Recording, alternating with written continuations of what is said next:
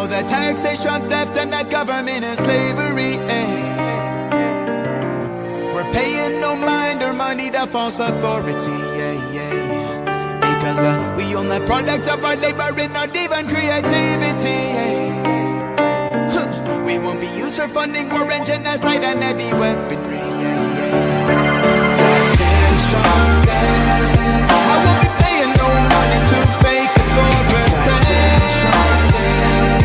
I won't fund no war, no genocide. Taxation, theft.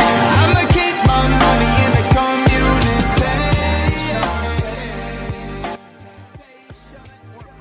Welcome to The Last American Vagabond. That was Grant Prezence Ellman with Derek Bros on a joint collaboration and some other amazing music that we'll hopefully hear more of at the end of the show today.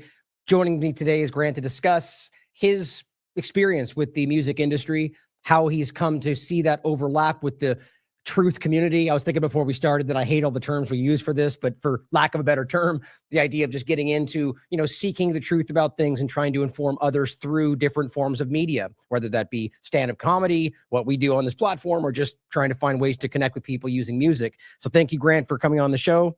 It's an honor to have you, brother. How are you?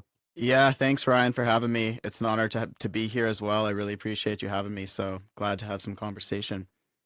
Yeah, I mean, it's something that I am passionate about, but ultimately, it's something like my whole life I've really found I've had an interest in music, and many different ways I have leaned into it one way or another, but then got distracted by something else in my life. And so I've never really ended up being the music focused. Like for me, it's more of it's something I enjoy on the side, but I've definitely feel connected to it in a certain way. And so it's in a way I long for that in another life, And so I'm always fascinated by somebody who dedicates themselves to it like you, and kind of understanding what you think about it and how it affects the world around you. But then the intersection between that and the independent media, which, I mean, is something for me that is a really prominent part of this, because what I was briefly saying to start, whether it is stand-up comedy, which is one of the ones I see the most, between music and stand-up comedy being the most obvious examples of this, where people tend to not realize they're absorbing the information. Like with comedy, they're laughing at something that maybe they would hate in other contexts. And even though they disagree with it, it sticks in their mind. Music is the same kind of way, where they may not agree with the actual, if you'd come up to them and just point blank said the words to them, they push back or even be angry. But if it's in a way that connects with them and the music feels right, it sneaks through, and I think that's such a profound idea that I want to get into today. But let's just start with how you got into music in general, and start from kind of before that overlap even came about, or maybe it was there from the beginning. So let's start with that.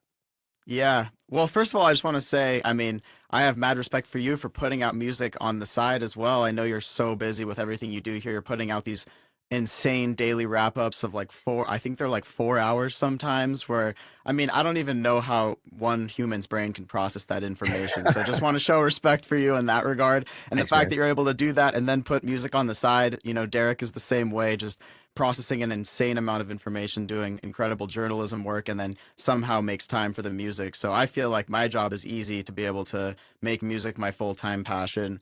But anyways, yeah, I mean, I've been a musician since I was a young kid. I started playing music at about the age of 5. My parents forced me to take piano lessons all throughout my entire childhood. And for better or for worse, I wasn't really that stoked on it at the time, but they always told me one day you'll thank us. And definitely I'm at the point now where I thank them. Started playing in rock bands when I got a bit older, like 9, 10, taught myself how to play guitar, and then actually, I had a guitar teacher. I taught myself how to play drums, and then started playing bass and rock bands, and one thing led to another. And then I ended up in the educational system, which I am not a fan of. I kind of just got swindled by society and, parents' expectations, thinking that was what I needed to do in order to make it in this world. Spent a lot of my time kind of getting derailed from music. And then when COVID came around, I was listening to Mark Passio. You might be familiar. I'm sure you're familiar with Passio. Some people love him, some people don't love him as much. He's extremely intense, but the one thing he talks about is he's not really there to awaken everybody. He's trying to awaken other teachers of natural law, teachers of morality and stuff like that. And he said, if you're aware of what's going on and you're not doing something about it actively, then you're part of the problem. In fact, he said to know and not to act is not to know or care. So he kind of said, and that heaviness really hit me of like, I wasn't really doing anything at the time to share a message of truth. And so that's when I started kind of creating freedom and truth focused music around 2019, 2020.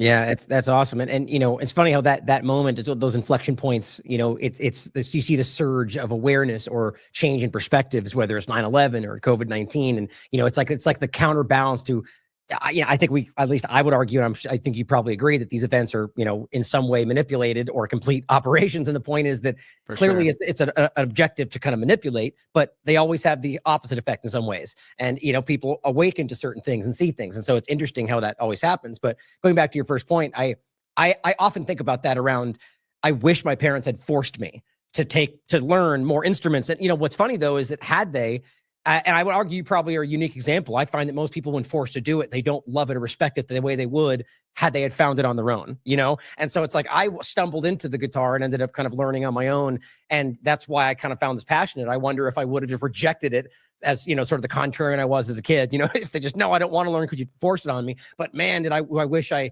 have a violin, but I can't play it. You know, I wish I had learned all these things before. So that's really important. All the parents out there, force them, get them to play these things. Yeah.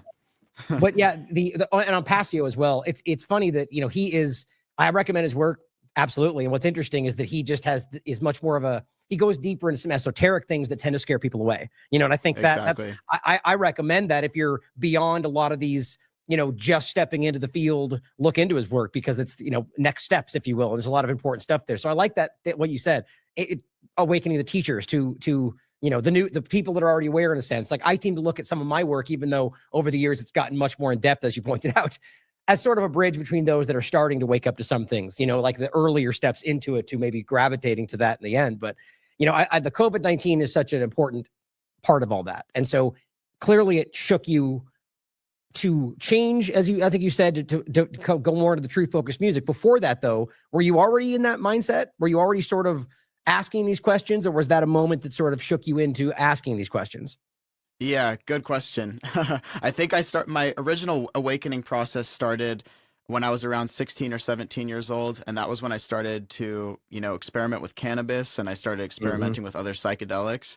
And I started going on journeys where I would go out into the desert by myself or the mountains by myself for an entire day. And I would take a significant dose of, you know, certain psychedelic compounds. And, you know, that was the opportunity that I had to really take a deep look at my life, because up until that point in my life, I was pretty much just kind of doing what was expected of me. I was doing what society had told me to do. You know, I grew up in a nice family background. I had a really great, really supportive family, but I was always just kind of living this normal life, never questioned anything.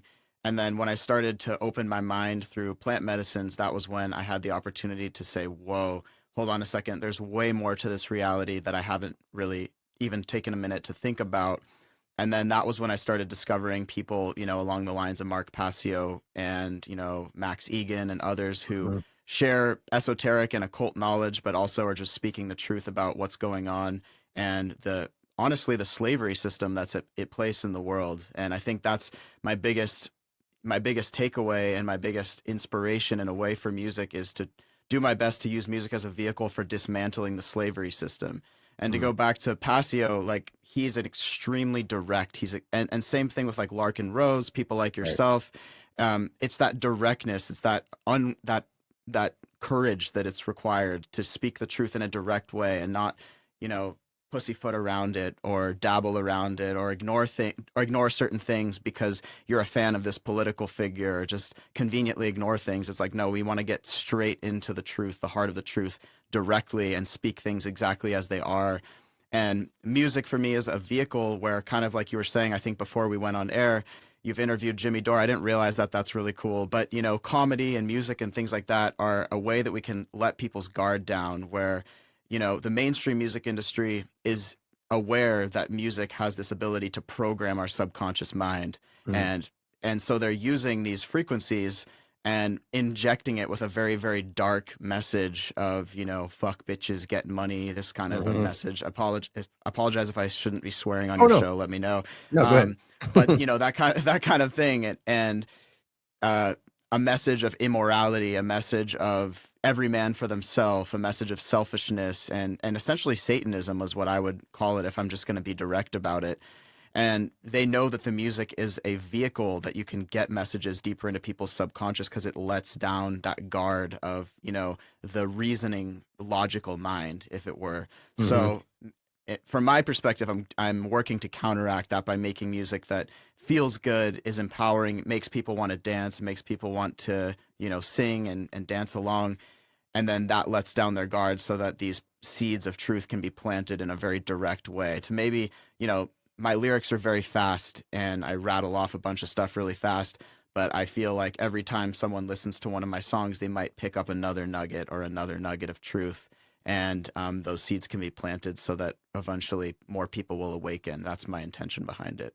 Absolutely. Well, I mean, I would even go a step further and argue that, I mean, your subconscious picks these things up. That's kind of the deeper point that I'm getting at, is that, you're right. Maybe on a conscious level, they may not grasp it in the moment, but at some level, that information is getting into their mind. And so would you see what you do in a way as like the current, your music focused on informing about these things as like deprogramming in a way, like the kind of counterbalance to what they're doing?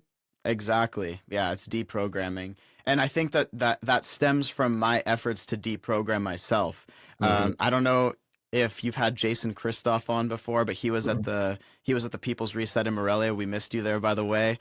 But he was just talking about how, like, he asked everybody in the audience to raise their hands and say, what percentage of you think you're completely unprogrammable? And I instantly like raised my hand because I'm like, and I'm like, wait a second, no, I think we're all programmable, Yeah. and that's kind of our job, is to know thyself on a deeper level and to see the programs as they're coming in, and then be conscious enough to be aware of the programs so that we can, program what we want, the message that we want.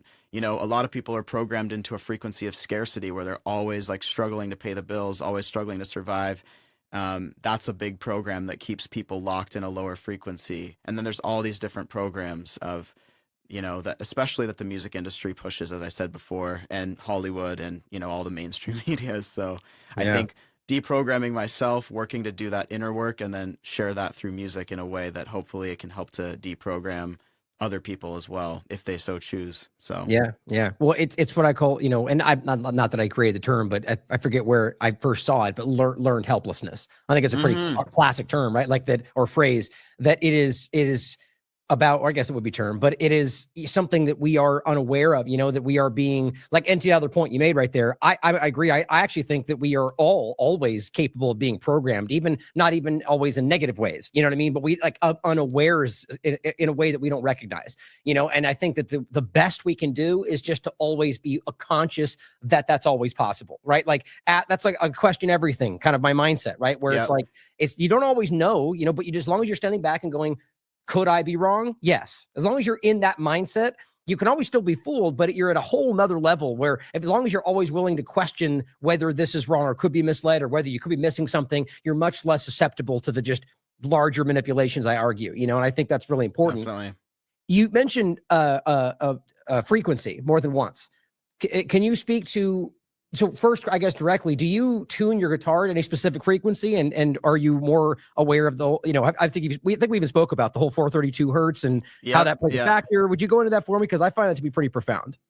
Yeah, I can definitely go into that. So I'm not one of those people who like staunchly always tunes all my instruments to 432. And the reason why is because I have a lot of instruments, like for example, this here melodica, which it's not tuned to 432. I got a bunch of flutes here that, these are tuned to 440 and stuff like that. And so if I start tuning one thing to 432, which I can do, my guitar or my keyboard or something like that, then I have all these other physical instruments that don't work. And I like to play a variety of instruments. So I'm not one of those people who's like, everything has to be 432. But that being said, I do think there is very, very occulted knowledge around frequency that is being hidden from the public. Whether the change of our A standard tuning from 440 to 432 was an implicit conspiracy, I'm not sure. But what I do know is that there's a lot of really interesting numerological synchronicities around 432. If you add up those numbers, it adds up to 9.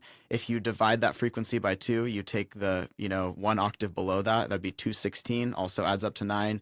You divide that by 2 again, 108, that's another octave below, that also adds up to 9.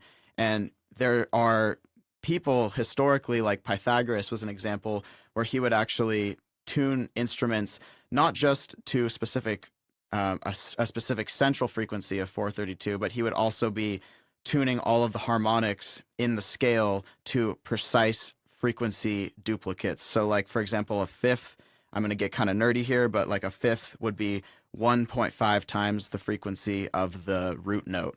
And he would make sure that those frequencies were precisely tuned, for example, on a piano. Whereas nowadays, everything is like an approximation. All of the frets on a guitar fretboard are kind of frequency approximations of a note. On a piano that's tuned to equal temperament, everything is an approximation of a precise frequency so that you can play in different keys. And what I'm becoming aware of over time is that there are people who are aware of this knowledge and aware that when things are tuned to precise harmonic ratios, that can actually create amplified healing states of the body, for example, and can penetrate our bodies and potentially the fabric of space-time in a way that's an advanced technology.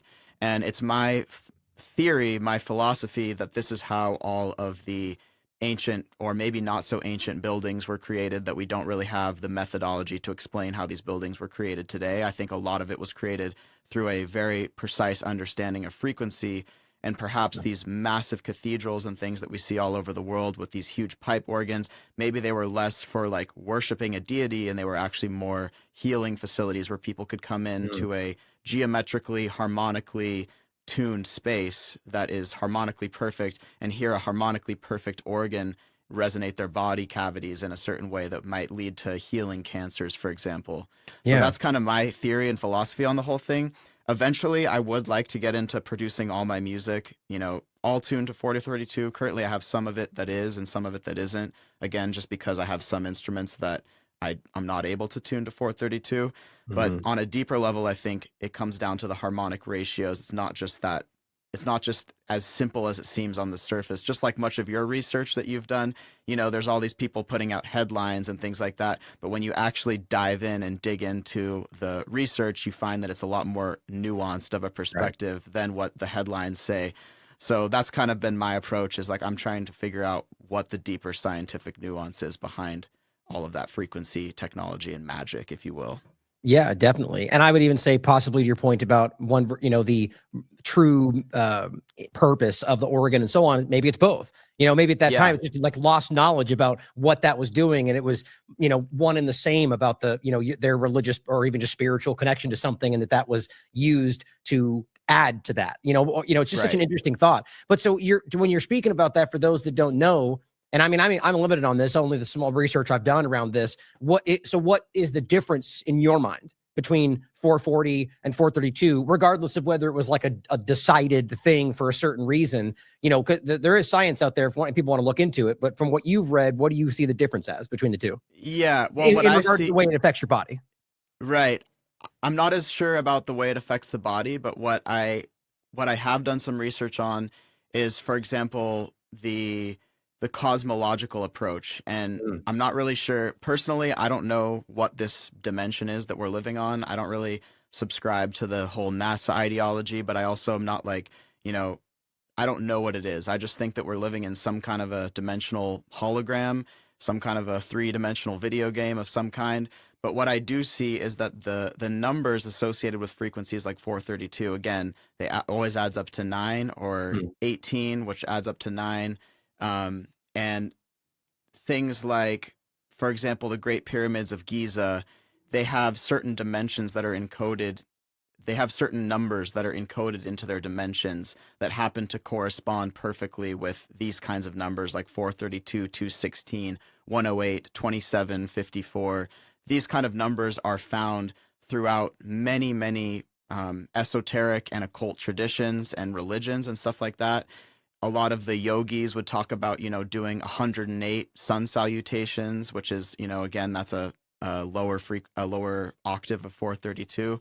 So I think there's some kind of a knowledge that is occulted about how these frequencies interact with our dimension. And I think that our dimension that we find ourselves in is a lot more intelligent than we have been taught, perhaps. And that if we start to understand this frequency technology and magic, we might actually be able to interface with the dimension in a way that would give us greater creative capabilities, more ability to influence reality, potentially even the ability to build these massive stone structures that, technologically are impossible today, things like that. So I don't know exactly what the answer is, but these are sort of some of the thoughts that I have around it from the research that I've done. Yeah, it's a fascinating topic, and the one of the central points in that is that the theory around it is that the 440 decision was made because of whatever that frequency was allowing, whatever it was reaching, changing, allowing you to see, whatever that theory is, which is interesting to think about. Because I mean, I'm never one to shy away from the possibility of some grand organized idea like that to suppress something that stops, that ultimately suppresses people from changing in a way that hurts the power structure, whatever we're talking about. I'm never one to shy away from things like that. Yeah. So I recommend people look into that, because it is, regardless of the possibilities, the theories around it, I find it fascinating when you look into the scientific, the verifiable science around what it does to the human body. It's fascinating stuff. But let me ask definitely. you about, oh, go ahead. One more comment. Oh yeah, no, I agree completely. And my only thing is I haven't really researched that switch in frequency from 432 to 440. So I can't comment on whether that was an implicit conspiracy. Again, like you, I am conspiracy minded just because, we study history and we don't forget things easily, our type of mind. But I haven't particularly studied that decision to change and when that occurred exactly. So maybe I need to do a little more digging and research and, make up my mind on whether that was actually a, overt conspiracy or not, I guess. Well, I mean, I would say that it's my personal opinion is that that's, it would be our opinion, like that ultimately it's one of these things that how we could possibly know, like if that was something that happened, that was a long time ago, so it's hard to really understand, but it's my mindset on stuff like that is that it's worth considering, theorizing, going through all perspectives. And then, in most cases like that, it's going to be that we don't know. And here's what I think, but nonetheless, take what you can from it. That's what I like, the science around it, the information, how it makes you feel. These things are all important, and that's when you get into the more esoteric background of whether it's music or information.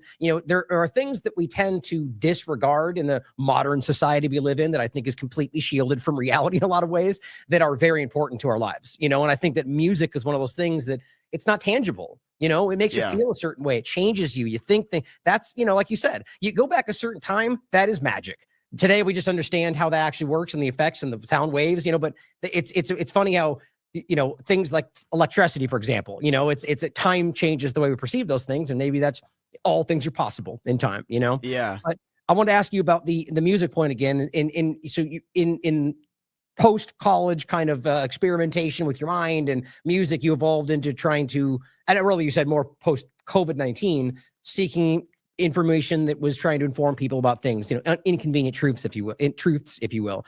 So at what point did you realize, if you did at all, that the music, they're really highlighting these inconvenient truths was, I guess, an uphill battle, to say it very kindly, or just impossible in the music industry? Yeah. I mean, I was fortunate to actually go to a music industry program at University of Southern California, which is like supposedly one of the best music industry programs because they take professors who are very knowledgeable and very experienced from the actual Los Angeles music industry, which is where it's based. I know you're near Nashville, so that's also another hub of it. But I just realized the whole time I was there that everybody just seemed super jaded. They didn't really, it was just such this focus on like, oh, if you succeed, if you make it, if you don't make it, this whole kind of thing. There was no talk about like, stay true to yourself, stay true to your message, do what you think is right, share what you think is right. It's all about just like banging off these different artists, the labels. They basically just treat artists like they're disposable. They'll put a huge budget behind someone, build them up, try to get them to fame as quickly as possible, try to make a hit record as quickly as possible. If it doesn't work out, they either get discarded or they're basically owned by the label for another like 6 album cycles, which can be, 12 plus years. They take a cut of every single one of your revenue streams through these 360 deals and things like that. And I just realized pretty quickly that, first of all, Los Angeles wasn't for me. And second of all, that it didn't feel like I was going to be able to make it in that environment. Like that environment didn't feel conducive to me. And I've always been a big fan of outdoor recreation. I like to spend a lot of time outside, mountain biking, skiing, hiking, things like that. And so in that post-college time, I was just, spending a lot of time outside. I lived in Bend, Oregon for a little bit. And yeah, it wasn't until a little while later, as I mentioned, where I was really starting to immerse myself in, truth and knowledge and things like that, and just realizing that I needed to speak up in some kind of way, or else I was going to continue to be kind of eaten alive by the inside. I think Hannah Maria recently said that which you were born to do will heal you if you do it, and it'll kill you if you don't do it, or something to that effect. And I was like, yeah, that's really on point, because I've definitely felt that. I'm sure you felt that too. If you've been, not going after doing something that is your purpose, I feel like what you're doing now is totally on purpose for you. Otherwise, you would not have the energy to be able to put out the kind of output that you do. And, if we're not doing that thing, I feel like it can be really detrimental to our soul, and it can lead to dis-ease, which can actually lead to disease, later in the body. And I think that's why so many people nowadays are depressed and sick and ill. It's maybe not as much. I think there is an element of it that's a lot of toxicity from our environment and all the, toxins that we're being subjected to. But mainly the biggest toxin is not living a fulfilled life. I think that's the biggest thing. And so for me, it's been kind of an effort to figure out what is fulfilling for me, and music is the thing that brings me fulfillment. So to be able to bring that healing and fulfillment to others in a way that also sheds some light on the truth, that's kind of my goal with it. Yeah. Well, and I know exactly what you mean. I mean, it definitely there are days when this is, overwhelming or tiresome or exhausting, but it's much more difficult for me to feel like I'm not doing it. Like you're saying, like you feel like you're failing in some way, or not doing what you're driven to do. And it's not just that you feel you're supposed to, not even actually that at all. It's more so that, like you're saying, it's just, there's a gap there, there's something missing. And I know exactly what you're talking about. But so at what point, so you're going through this and you recognize that clearly in that scene, that just exactly what you described it. It's just something's missing, right? There's not, they feel like just going through the motions. Or when you started going into that, did you see an immediate, like after leaving that and you start doing music focused on, truth and information, did you quickly recognize that was not going to be accepted, or rather just let's say much more difficult than the average path? And then did you correct it all, or did you just say, screw it, I'm going to keep going? Yeah, well, one thing I left out of the story was around 2019, I started my own little side hustle company. So I was living in Aspen, Colorado at the time, and I moved there on a very limited budget and realized that if I wanted to survive, I needed to figure out a way to make some good income. And I had been researching different kinds of forms of passive income on the internet, because there's so many people nowadays on the, YouTube University, basically just teaching various different business models. And I was like, okay, what if I can just figure out something that works? I can learn a simple business model. I can provide some value to the market, as Richard Grove says, find some value that I can bring it to the market, present my offer. And then that's what I did. I now manage 7 Airbnb listings out there in Aspen, Colorado. Nice. And so when the whole COVID situation happened, everything shut down. I wasn't sure if that was going to continue. And so I was like, there was no choice, really. I knew that I needed to be making music, and fortunately, I was able to make it through that difficult time with all my listings getting shut down, losing 40 grand in reservations, and the sweep of a click from Airbnb's communist policymakers. And but yeah, fortunately, everything panned out, and since then, I've been grateful to have that income as an ability to stay true to my music, because yeah, like you said, it's not always the easy path to tell people uncomfortable truths through art. And I'm just dedicated to doing it mainly, as I said before, for my own soul's fulfillment, because I feel like it's what I'm here to do. But knowing that if I stay in integrity with my truth and my message, that eventually that will bring me, whenever I meet my maker, if I meet God one day, whatever, that I did the right thing and I listened to my conscience. And that's one of the big things that Passio talks about, is this satanic system that we live in. It teaches people to ignore their conscience. It teaches people to ignore their implicit understanding of what is right and what is wrong.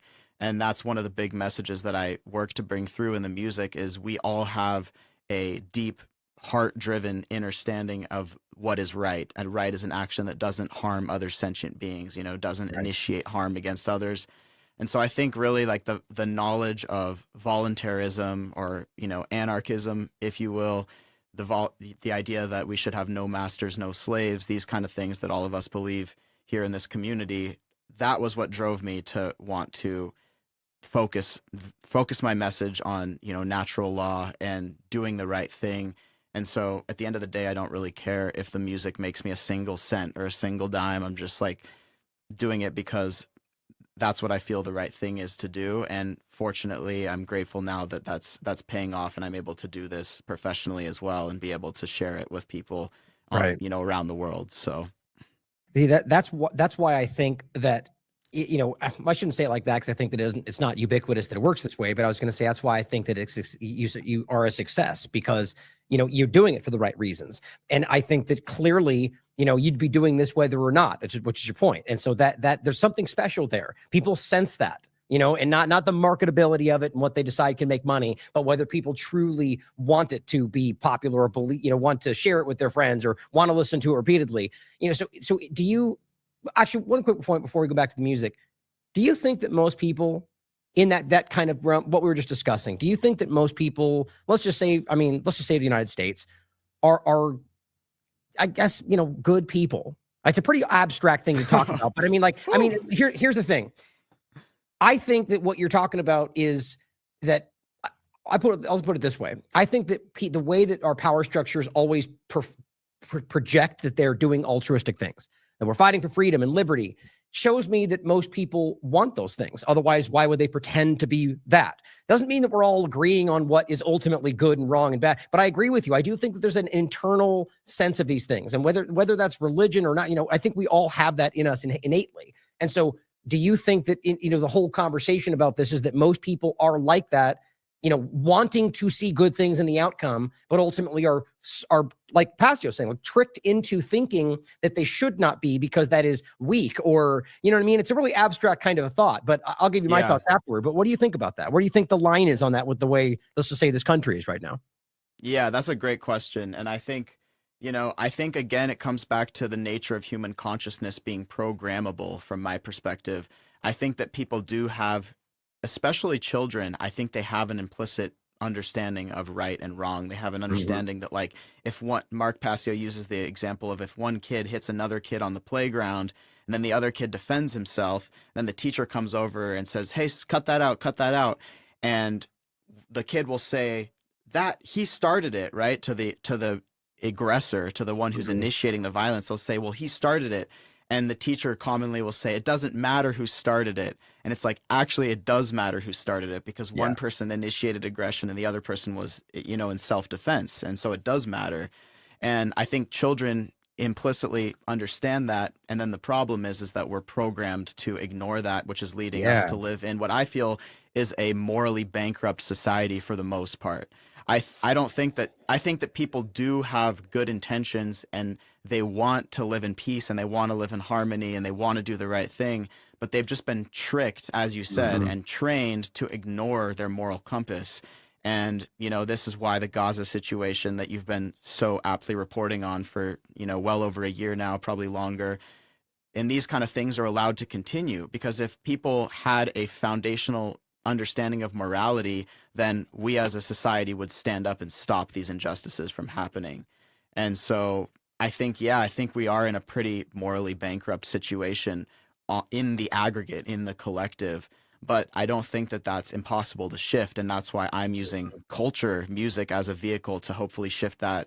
You're doing amazing work by, you know, again, it's kind of like you did the same thing. You followed what you felt that was your heart's drive to do. And of course, all the mainstream platforms were going to censor you. There's no way you would survive more than a day on YouTube ever in the modern day.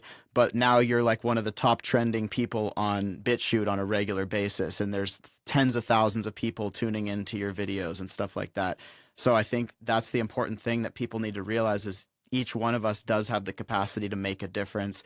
Right. And if we stick to our moral compass and we stand up for what we know is right, then people will be attracted to that energy, and we can spread that energy and have the potential to shift the collective into a more morally just society. But the Absolutely. problem is as you said, the government, they play off of that. So they use people's natural tendencies, for example, like the greatest good for the greatest number, these kind of Right. things, to push, communism and collectivism, as G. Edward Griffin says. Mhm. So we have to be very careful about the mainstream's tendency to play off of our instincts to be good people, and we need to just stay true to foundational moral principles of, do no harm, take no shit, or right is an action that doesn't harm others, that kind of thing. Right, right. Well, that's definitely a large question. So I just think that was absolutely fantastic. Like, I think that what your response is what I'm saying. I think that it's because it's really difficult. People tend to gravitate towards what, the surface level, because it's hard not to see all the terrible things happening right now. You know what I mean? It's hard not to feel lost in what I think is what we're supposed to be lost in right now, to fall into that and think, well, they started it, do it back to them, right? Might makes right. Like, I think it's overwhelming people right now. And I think I agree with you, is the point, is I think that in the core of all of this, that they want us to fall into that trap where most people are bad. Everyone's lost. That's the black pill right there, right? And I think that what you're talking about and what you're doing with your music, or what we're doing with this media, is just trying to show people that, if you stick to your principles, your integrity, your values, even if we may differ on that, and you just do what you believe, we can overcome this, man. And it's happening every single day. And your music shows people that. And I think it's such a profound thing to think about. So, it's difficult, but well worth the effort, and I think that what we're doing through this is showing people that it's changing minds every single day. I wanted your opinion on the music field in a general sense, in regard to the people that are kind of like, let's just take that exact point. People that are going through this, that may have their heart in the right place, that want to make music because they believe in music, and they have, whether it's a truth-focused message or not, something that they're in their heart. They go through the school, the LA dynamic that you were discussing, and from that point forward, to what degree do you think, I guess, those in that industry ultimately cultivate their music to meet the demand, as opposed to actually fulfilling what's in their heart? Oh, that's a tough question. You mean in the mainstream music industry? I guess let's just say it that way first. We'll say mainstream first, because I think that's, I would say it's obvious that most people kind of bend in that way, but let's just make it in a general sense. Like, do you think the majority, whether they're most successful or not, do you think that they're, are more willing to sort of bend to what people will want to see versus what they believe in your opinion? I mean, I think it starts with the fact that, again, a lot of people are easily swindled by money. So, we've been programmed in our culture that, money is kind of the end all be all. And we've also been programmed that it's easy to be a starving artist, that, you're never going to succeed. It's so hard to succeed in an artistic field these days and things like that. So when people are offered like a record deal, for example, and they're given a, $450,000 advance to work on an album that's not repayable except through your soul, the only thing, it's not, you don't have to repay that advance, that loan. It's like a, whatever, interest-free, repayment-free loan. But at the same time, then that record label can completely mold and shape your lyrics to do exactly what they want. Right. And maybe there will be a bit of that artist essence left over at the end, but to me, it just doesn't feel, right. So now, moving away from that a little bit, there is a massive resurgence of independent artists. I mean, it's easier and easier nowadays for an independent artist to be completely, Dub FX, who I'm going on tour with, is a prime example. He's been doing it for 15 years. 15 plus years of touring and making successful albums, and it's just him and his manager Cade primarily. That's the team, and they just do everything together. They've been best friends since growing up in Australia, and so it is possible, especially with modern day media, to be able to be successful as an independent artist. So I think there's a dichotomy where, yeah, the music industry is a dying thing. I also see that in the film industry. I'm not that big into film, but it does seem like people are being able to make, better and better independent films without the need for these ridiculous budgets. Even the cameras that I'm shooting this podcast on right now were not that expensive, but these cameras are like rated for being used on Netflix films or something like that. Yeah. So the technology is becoming more accessible to us, and like all this technology that I have here, I'm able to make records that, 10, 20 years ago, you would have had to go into a big budget studio to be able to make those kind of records. You know what's funny? Oh, go ahead. No, all you. Well, it's interesting point right there. The overlaps with Nashville, where I'm, I'm generally in the greater Nashville area, is that a guy who it produced or whatever you'd call it, who basically recorded and helped, my songs for SoundCloud.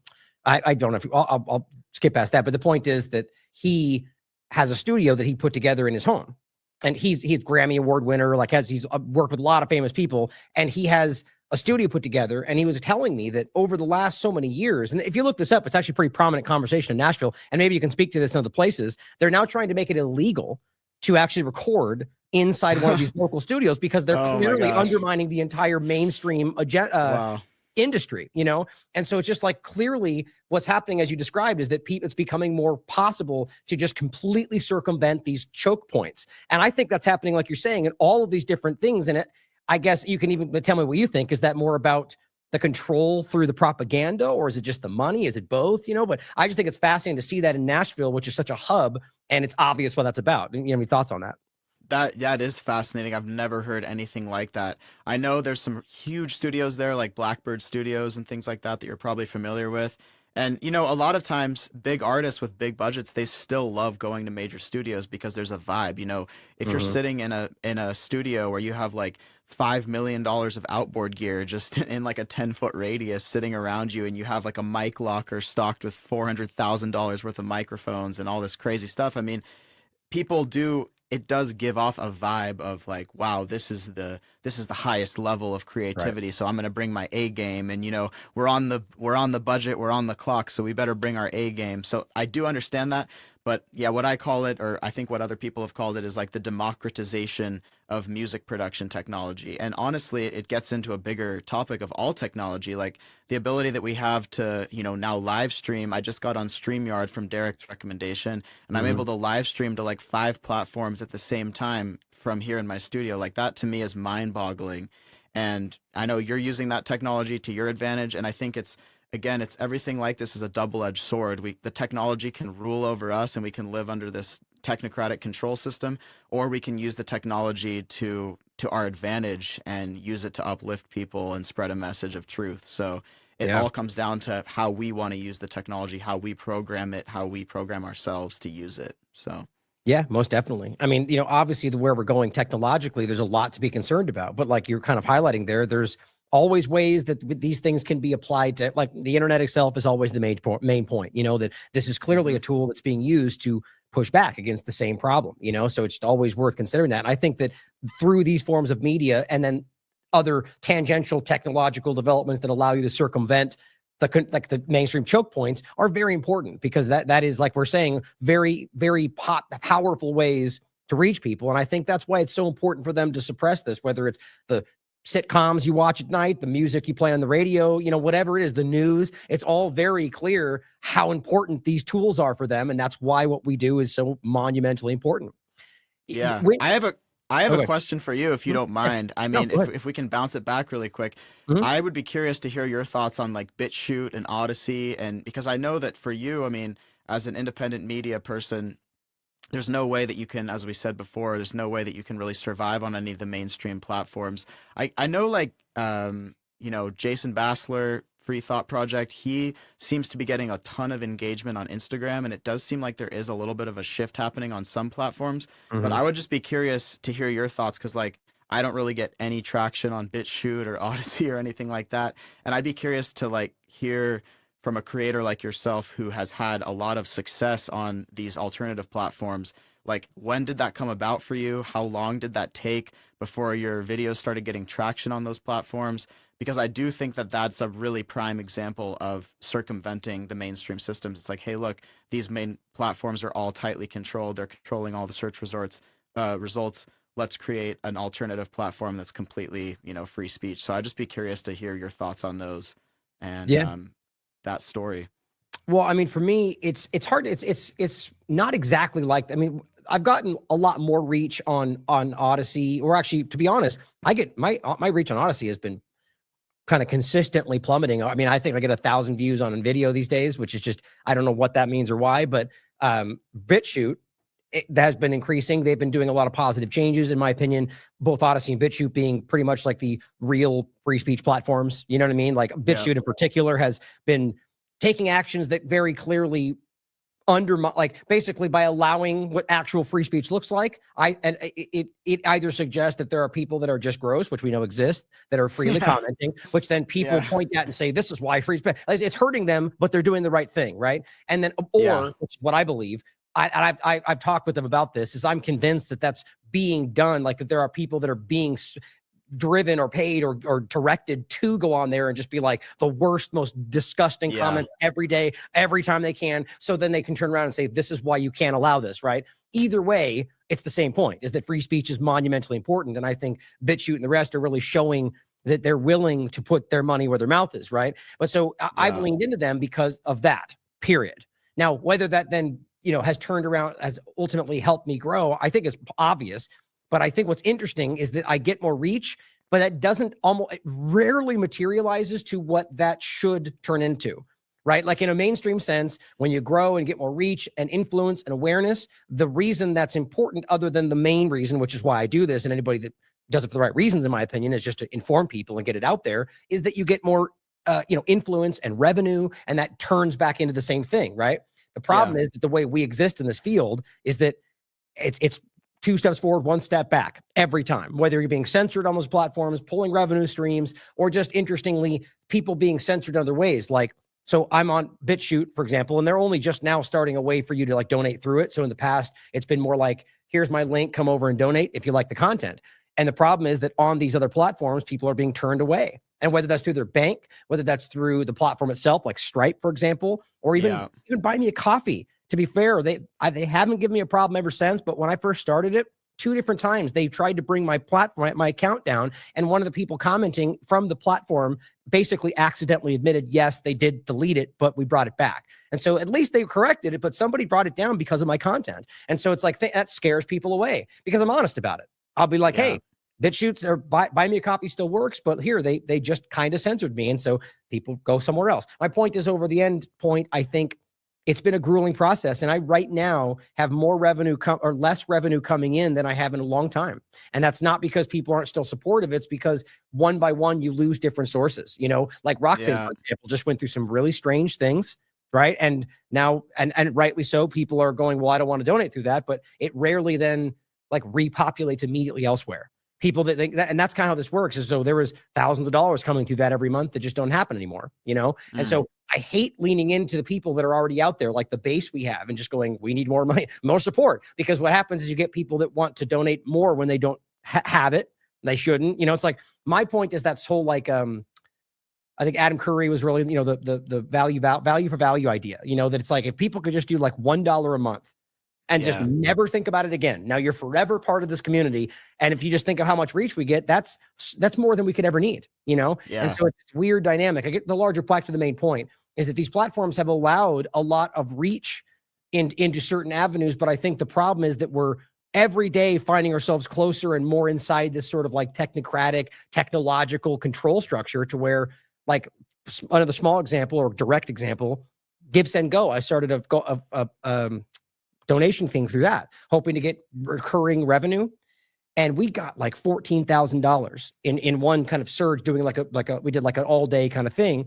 And almost most of them were set to be recurring. As far as I could tell, almost none of them were allowed to be recurring. I got all these emails, people going like, I tried, it won't let me. My bank said no. And I went back and forth. And so just that alone would have been enough for me to go on forever. But the problem is that there's blocks like that everywhere. So absolute praise to these platforms. And they are making a difference in what really matters, which is just getting the information in front of people.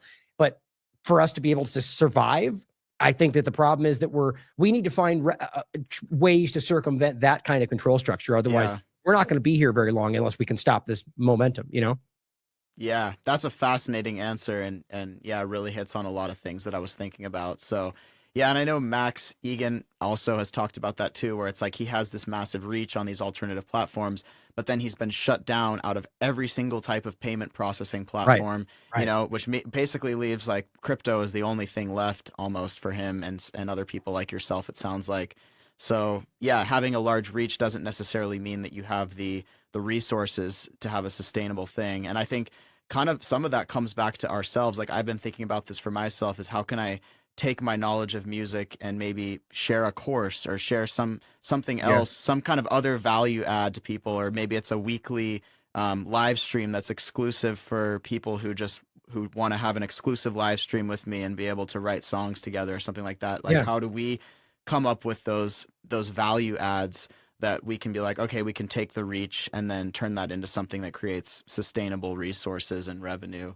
And I think it's an important topic because, as you said before, it shouldn't be the reason driving anything we're doing. Having a big reach on BitChute or whatever, having a big platform, the reason we do it is because we're dedicated to the truth and service to the truth and nothing less.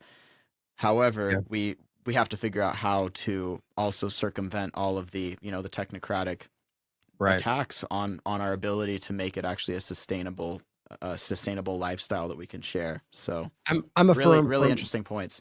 Well, thank you. I'm a firm believer in if you build it, they will come, right? And that's not necessarily, again, that's not to say you will financially succeed, right? But nonetheless, it's like you're saying, there's clear ways to succeed. Go out there and spit left, right paradigm talking points, right? Go QAnon and Russiagate, and you will succeed, right? The point is that if you're doing this for the right reasons, in our opinion, more in what I believe those are and what we agree on, is that it's about getting the information out there and in hopes that people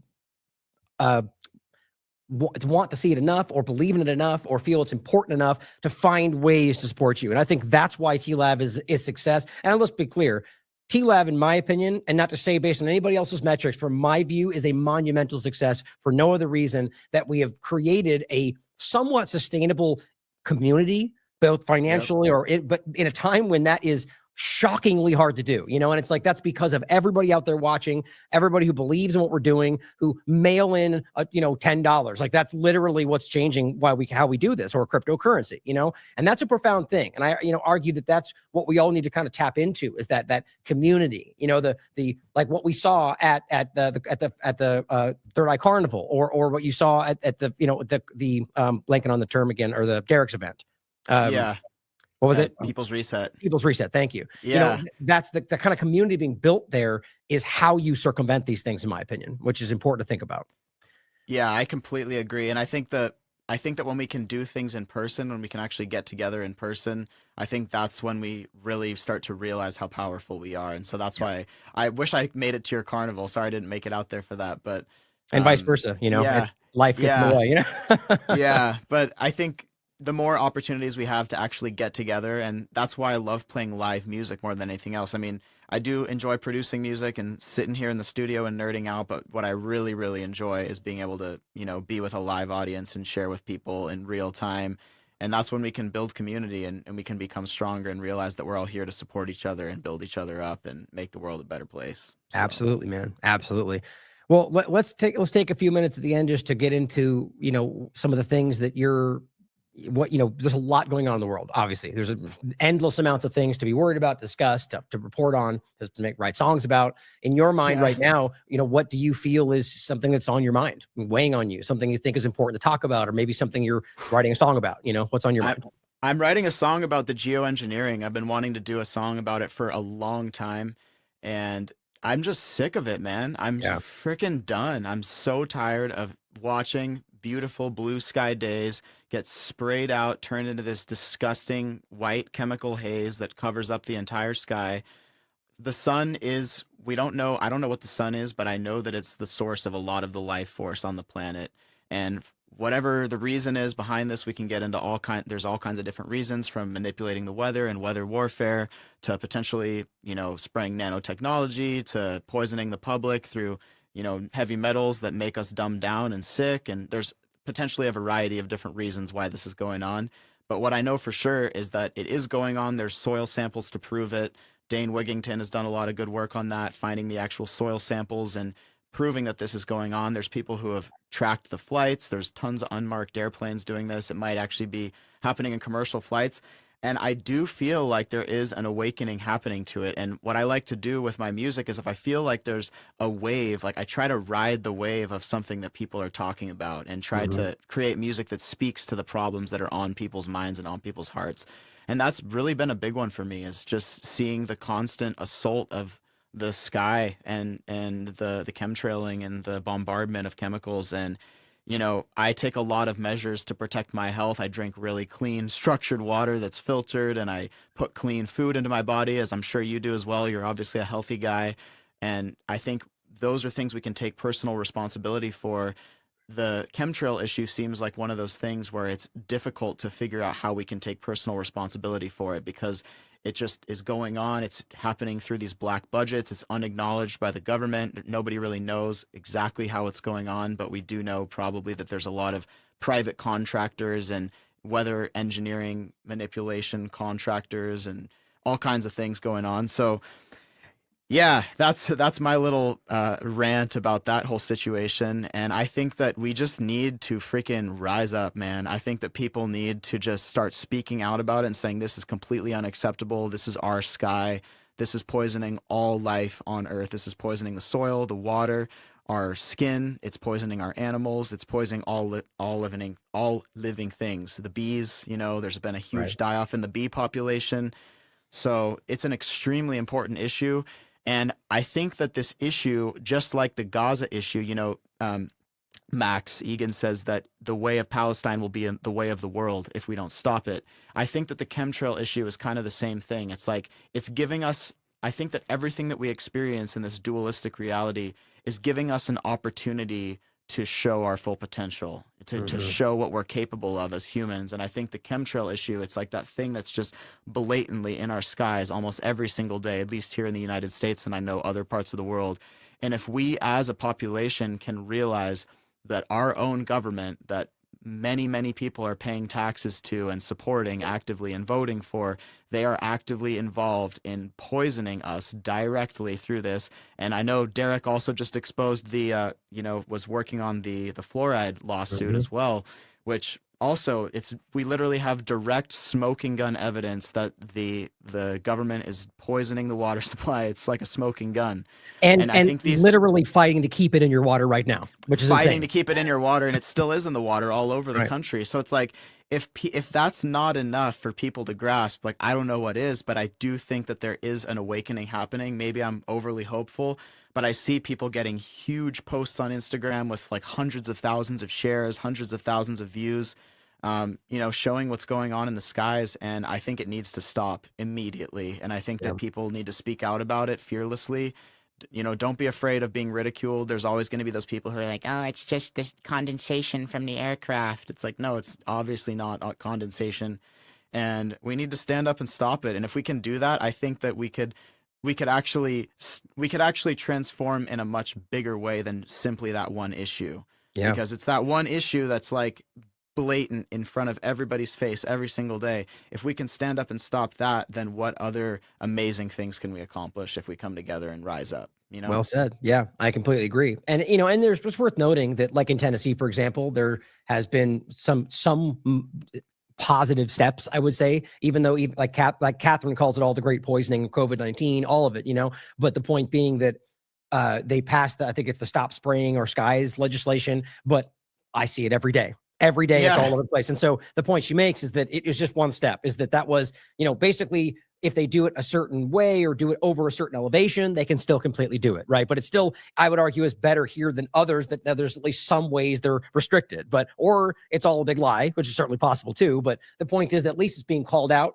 That doesn't mean we should stop. Right. Or RFK Jr. is at least giving lip service to the idea of stopping fluoride. I haven't seen any real actions yet, but he is bringing it up, right? That is a positive, regardless of whether I think it's really going to come to pass. It is, there are some, I guess what I'm saying is that I think what you're doing by saying this, the music or us talking about it, it's obviously having an effect to the point to where they then need to either, maybe they are trying to take positive steps. I find it hard to believe, but I'll cheer it when it does. Or they're trying to at least give you that impression, but it's in the conversation, And that's powerful, man. That's powerful.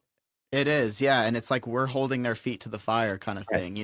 They're never going to change their ways unless we demand that they do. We're never going to dismantle the whole federal government and live in a voluntarist, peaceful society unless we, stand up and hold their feet to the fire. I believe nobody's coming to save us. It's our personal responsibility. That's my biggest foundational principle, is like personal responsibility is the only way we can actually live in a voluntary society. And that's why people are so afraid to live, they've been trained to be afraid of anarchy. They're trained to be afraid of voluntarism. All anarchy means is without rulers. It doesn't mean without rules. It means we are self-governing, and that requires a high level of personal responsibility. And if we can take that personal responsibility, we can make this world a much better place. So yeah, absolutely. And I think the responsibility is what a lot of people have been trained to fear, right? That they don't want that responsibility. You know, they want to just be able to have someone tell them, check the box and say, now, okay, you're the one responsible for these, you know, whatever we're supposed to do. And usually that's not even what's happening. So I think it's self-responsibility is a foundational element of any actual, you know, I would argue, let's just say, peer-to-peer, you know, free society, right? Like a representative government, you know, in any context, the point is to have real, you know, just responsibility that, you know, your actions make a difference and it's not, you know, outsourced to somebody above you or your ideologue or whatever else. And I think that's very important today. So why don't we end today? And I really enjoyed the conversation, brother, and we should do it again. Me too. Yeah, me too. I really appreciate we haven't really had the chance to drop in like on a deep level like this. So I really appreciate you having me on, and it's good to be kindred spirits on this path of bringing the truth to people. So really appreciate you having me on, man. Yeah, absolutely, brother. I think I enjoyed it. We should do it again. And I think, you know, hopefully we at some point get, you know, even though it would be more so you maybe playing with my song, since I can't just play along with anybody. I'm not that good yet, but we can connect and play in some way. But let's do it. Yeah. Yeah, I would love that, man. But let's end today with something you were going to play, right? So whatever you'd like to play. And before you do that, though, give me anything you want to leave us with, any shout outs, any last comments, you know, whatever you want. And go ahead and play whatever whatever strikes you in the moment. Cool, man. Well, thanks again for having me. Really appreciate it. And just grateful to everybody who's watching and who's tuned in and stayed to the end. We had talked about me playing my song Sing and Pray because a year and a half ago, I guess it's just insane how much, no, it was a year ago now, I put out this song for the Palestinians because I just felt like, you know, again, it's one of those things. It's like someone's got to say it. You're saying it. Max is saying it. A lot of people are saying it. And I felt like I just needed to say something and express what was on my heart. And I think the song is still relevant because, you know, there's still bombs being dropped and still famine and all of the terrible things that Israel's up to. So yeah, I'm going to play this song, Sing and Pray. Just give me a couple seconds here to get my, that's perfect. Away. Actually, as he's getting ready, guys, I'll just say, you know, thanks for being here, and we'll leave you with this song. Make sure you check out his amazing music, and I'll include all the show notes. As you're doing that, actually, I'll bring up. Prezencemusic.com is where you can find all my music. I'll bring up this real quick while you're organizing that. And I'll show. So all these will be in the show notes, so you guys can check out his music, his accounts, and other, you know, his channels, his Spotify, and everything else that you guys want to check out. So thank you all for tuning in today, and I'll leave you with this music. And as always, question everything. Come to your own conclusions. Stay relevant.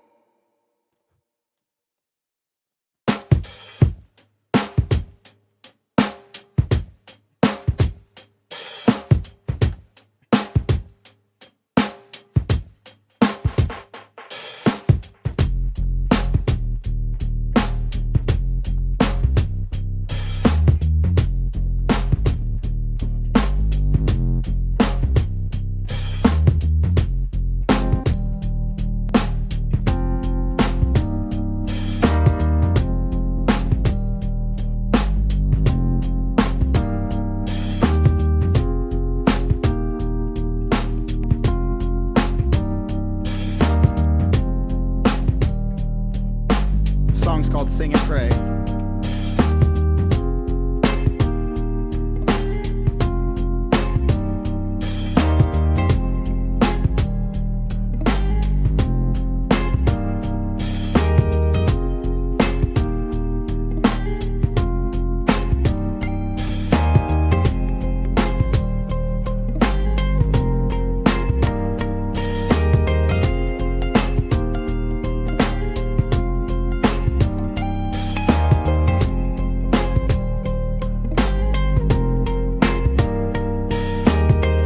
Wish that we could end the war today. Sing and pray for all the lives that we've lost. I wish that we could end the war today, but for now the highest action is to sing and pray. We got to sing and pray for all the lives that we've lost. Singing and praying. Historically, the worst atrocities committed by humanity always done under the illusion of authority. When individuals abdicate a personal responsibility, carrying out hateful orders commanded by a state. You know, authority is immoral when people blindly follow orders instead of conscience. Always leads to horrors like the genocides committed under countless regimes. Bolshevik and Soviets and Maoist Chinese. Barack, drone bomber, Obama get a Nobel Peace Prize. Fight more violence than any other to take the Oval Office. Ironic, but the real problem is the camel costume or the followers the politicians call their dogs. State of Israel doing the same and it's making me nauseous. Call it a war, but in reality it's just a slaughter. Netanyahu got his dogs out and we had better stop him. Violations of natural law face the judgments of God. Wish that we could end the war today. For now the highest action is to sing and pray. We got to sing and pray for all the lives that we've lost. Singing and praying for sacred lives that we got, yeah. I wish that we could end the war today. For now the highest action is to sing and pray. We got to sing and pray for all the lives that we've lost. Singing and praying. Yeah, I'm so tired of terrorist media mongering machines telling us to pick a side, invest in their schemes. They lie to divide, paralyze a state of defeat. The only side to choose is whether you pro-war or you pro-peace. That's what I'm sending to Palestine, the people in need. As bombs raining down on innocent civilians, they bleed. Bullets popping, white phosphorus dropping. Gaza cannot be seen, no sign of hostages that Hamas ostensibly hold in. They bomb the hospital, death tolls exploding every day. 10,000, 15,000 many more lost in the rubble is what they say. It's a genocide. Zionists always pointing the finger of blame, claiming they are the victim once again. Inversion the name of the game. Enough of the hate, murderous ways. Gather your faith, won't take the bait. Walking in peace, we live in peace, and we demand in peace today. We're walking, living, and we demand in peace today. We're walking peace, we live in peace, and we demand in peace today. Yeah. Wish that we could end the war today. For now the highest action is to sing and pray. We got to sing and pray for all the lives that we've lost. Singing and praying for sacred lives that we got, yeah. I wish that we could end the war today. For now the highest action is to sing and pray. We got to sing and pray for all the lives that we've lost. Singing and praying for sacred lives that we got, yeah.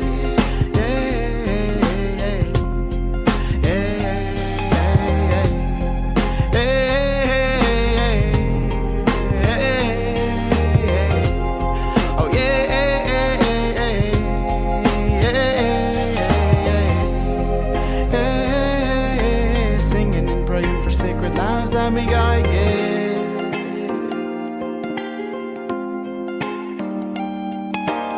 Sing and pray for all the lives that we've lost.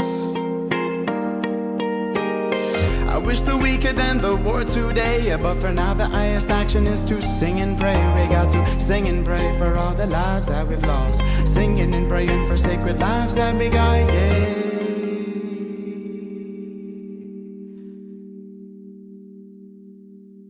Yeah, thanks again for having me. My name is Grant Prezence. Thanks again, Ryan Christian, Last American Vagabond. Really stoked to be here, grateful. Sing and pray for Palestine. Much love, y'all.